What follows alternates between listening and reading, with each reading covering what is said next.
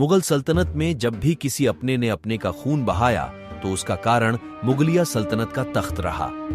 अकबर के बाद से हर मुगल बादशाह को शहजादों के बीच इस जंग को झेलना पड़ा। आज का किस्सा भी एक मुगल बादशाह से जुड़ा है। मुगलिया सल्तनत में एक ऐसा बादशाह भी हुआ जिसे मुगल तख्त अपनी बेगम की वजह से मिला। अगर बेगम न होती तो शायद ये शहजादा कभी बादशाह बनने का ख्वाब नहीं देख पाता। ये उस दौर की बात है जब तख्त के लिए अपनों का खून बहाना शहजादों का शगल बन गया था। मौका आने पर शहजादे बादशाह से बगावत करने से भी नहीं हिचकते थे। भाइयों की हत्या करना तो जैसे आम था।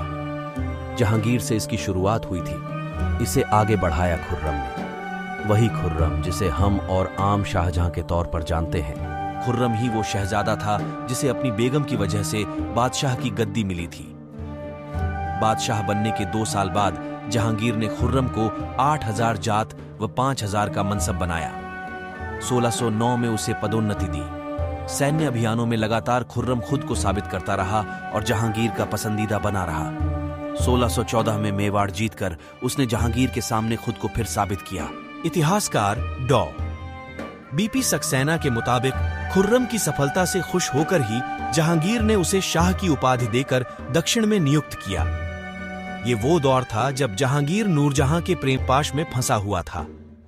हालात ये थे कि वो शराब में डूबा रहता था और शासन की जिम्मेदारी नूरजहां पर थी। नूरजहां खुर्रम को विशेष पसंद नहीं करती थी। वह हमेशा से चाहती थी कि अगला मुगल बादशाह शहरयार बने। इतिहासकार ऐसा मानते हैं कि इसीलिए खुर्रम को दक्षिण में भेजा गया था। मुगल सल्तनत का बादशाह तो जहांगीर था, लेकिन उस पर शासन नूरजहां करती थी। 1622 में जहांगीर का स्वास्थ्य बिगड़ने लगा तो नूरजहां कमजोर पड़ने लगीं। ऐसे में नूरजहां ने शहरयार को उत्तराधिकारी बनाने की योजना पर काम कर दिया और खुर्रम के खिलाफ षड्यंत्र रचने लगी।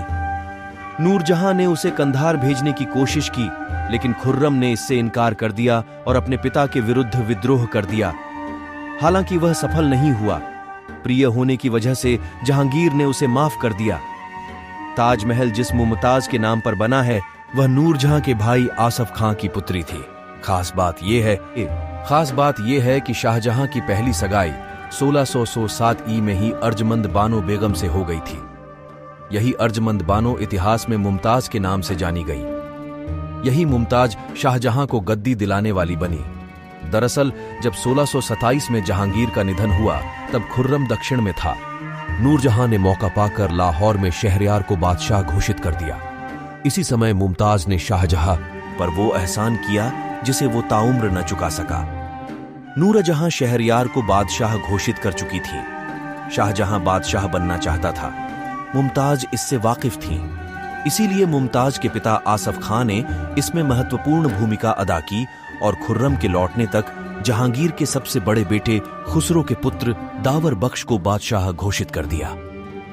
प्रशासन उसने अपने हाथ में रखा और खुद लाहौर के लिए निकल गया।